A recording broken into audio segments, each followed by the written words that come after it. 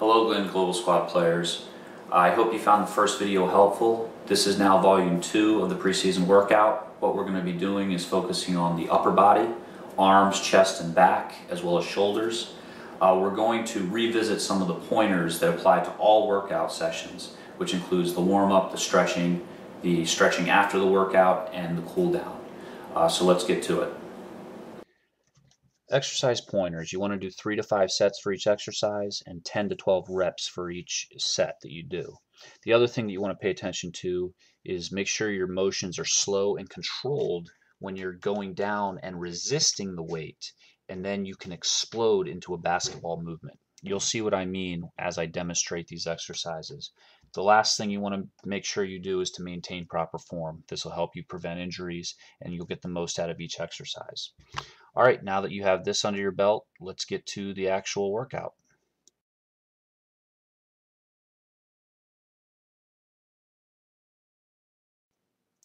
Before you stretch and start any workout, be sure to warm up for 5 to 10 minutes. This way you loosen up your muscles and it helps to prevent injury. You can do almost anything to warm up as long as you get a very good sweat going. Anything from shooting some hoops to riding a bike will do.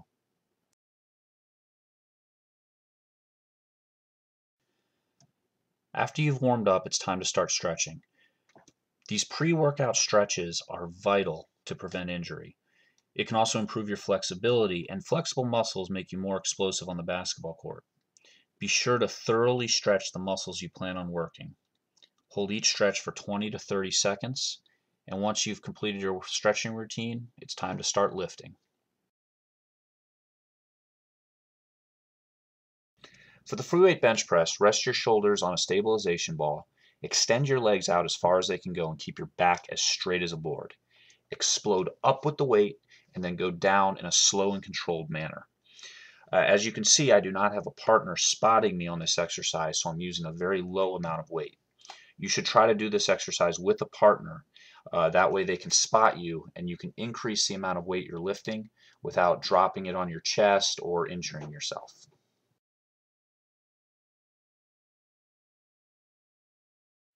For the free weight fly exercise, you're going to rest your shoulders on a stabilization ball, extend your legs out as far as they can go, and keep your back as straight as a board.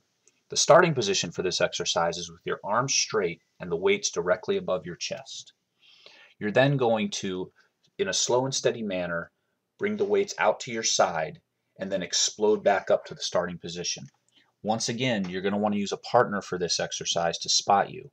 That way you can use a little bit more weight and you won't injure yourself.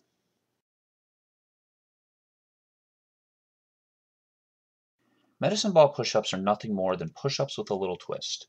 Rather than having both hands on the ground, you're going to rest one hand on top of a medicine ball. This really challenges you to maintain balance while using strength to complete a full push-up. Begin at the top of a push-up position with your elbows slightly bent. Go down in a slow and controlled motion until your elbow, which is not on the medicine ball, is at about 90 degrees. Explode back up to the starting position. Be sure to keep your back straight throughout this exercise.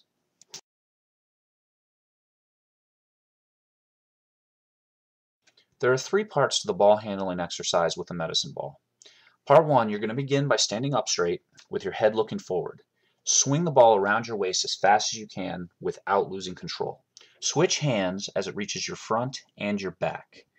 Now, you want your arms to be doing almost all the work during this exercise, so if you notice, my head and my upper body are hardly moving.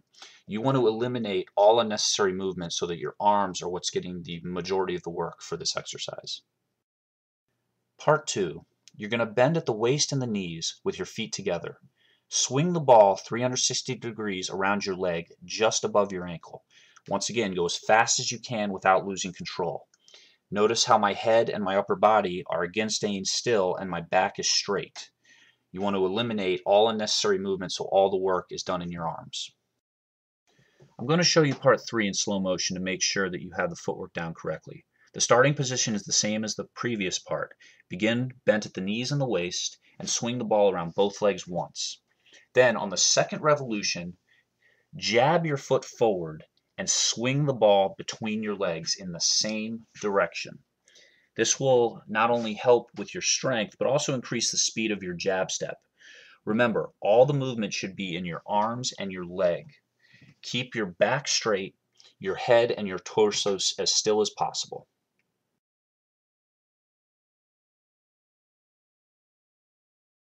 Shoulder circuit A is a 3-part exercise. All 3 parts should be executed continuously to make up one set. Part 1. Begin by standing straight with your head up and weight resting at your sides. Lift the weight away from your body and out towards your sides until your arms are perfectly parallel with the ground. Hold this position for a moment, then lower the weight in a slow and controlled manner. Part 2 has the same starting position, except you're going to lift the weight away from your body out in front of you. Once again, when your arms are perfectly parallel with the ground, hold this position for a moment, and then lower in a slow and controlled manner. Part 3 begins the same way, except you have the weight in the middle of your body and your palms facing in with your elbows at about 90 degrees. Swing the weight out and up until your palms are facing out, your elbows are at 90 degrees and even with your shoulders. Go back down in a slow and controlled manner.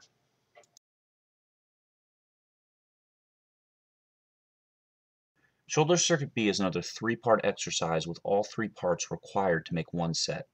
This time, rather than standing, you will begin with your stomach on a stabilization ball and your feet on the ground. Begin part 1 with the weight in front of the ball. Separate the weights away from each other until your arms are parallel with the ground. Hold this position for a moment, then lower slowly. For part 2, start with the weight on the side of the stabilization ball. Extend your arms out in front until your arms are parallel with the ground. Hold this position for a moment, then lower slowly. Part 3 is the same starting position as the previous part, but rather than going forward, you're going to extend your arms back. Once again, get it till you're about parallel with the ground and hold for a moment and then go down slowly. For this exercise, be sure to keep your arms straight. This way you work just your shoulders instead of your triceps.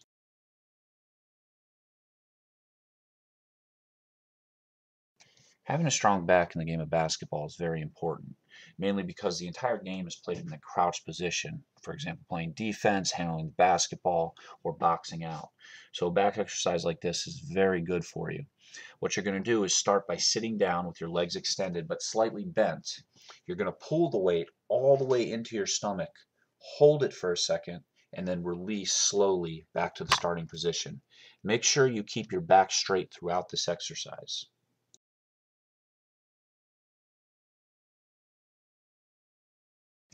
The positioning for the upper back press is the exact same as the previous exercise. You want to keep your legs extended but slightly bent and your back as straight as possible. The only difference is you're going to pull the weight up towards the upper part of your chest and hold it for a second and then release slowly.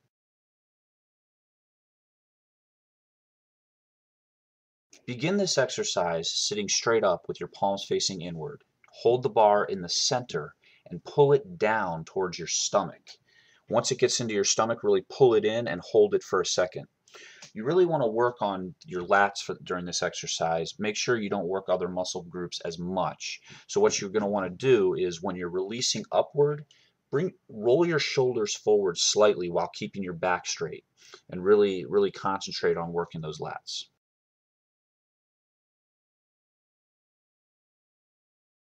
Begin this exercise by leaning backward with your hands wide and palms facing away from you.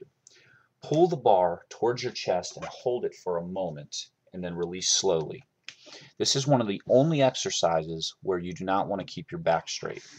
If you notice, my back is slightly arched with my chest pointing outward. You're going to want to concentrate on this working your lat muscles rather than working your arms and other muscle groups.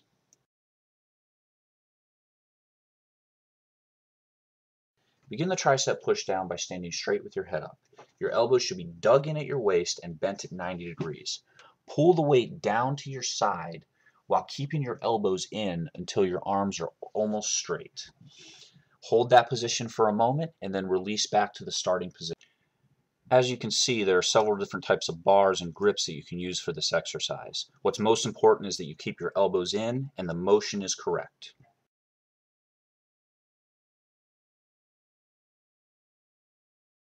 There are 3 different levels of dips that you can try. I'm going to start by showing you the easiest and then working my way up to the hardest. Begin with your hands on a bench and palms facing away from you. Your elbows should be bent at 90 degrees. Explode upward until your arms are almost straight, and then lower yourself down in a slow and controlled manner.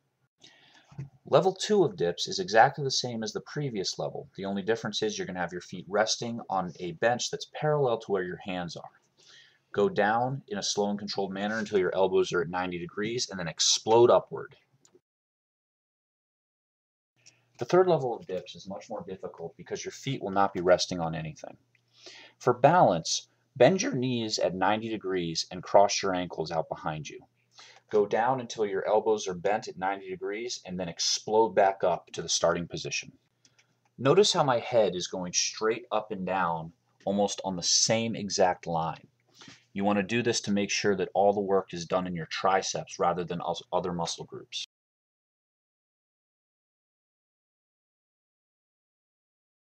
Begin the triangle push-up with your hands together directly under your chest. Create a triangle with your thumbs and index finger. Simply do a push-up by bringing your chest down to your hands and then explode back up.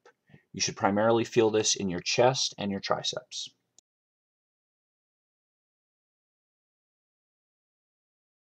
Olympic bar bicep burnout is a 3-part exercise. As usual, all 3 parts should be done in succession to make up one set.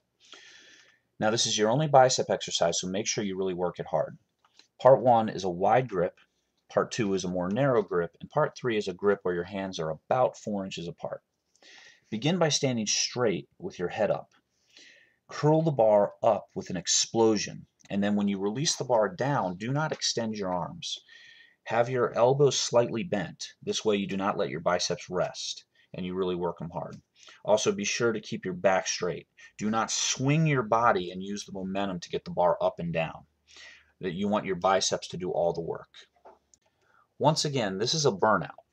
So if you find that after the last set you are not tired, continue doing as many reps as you can until you can't do any more, or just add on another set.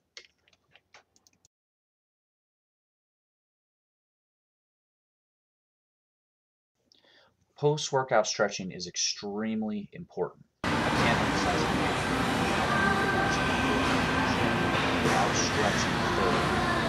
It has the same effects as the pre-workout stretch in that it will help prevent injury and it'll improve your flexibility. But the additional benefit to stretching after you work out is that it will improve your recovery time and it will alleviate soreness the next day. Make sure you do a full body stretch after your exercise.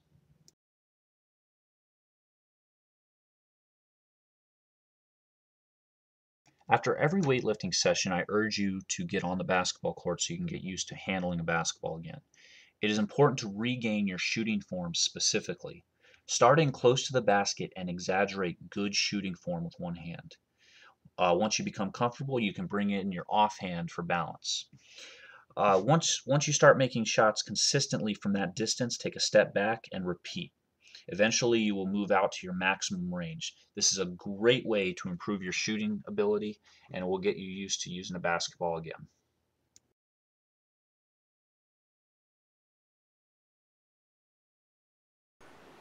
All right, everybody, I hope you enjoyed part 2 of the workout session. Get to the gym and let's make it happen.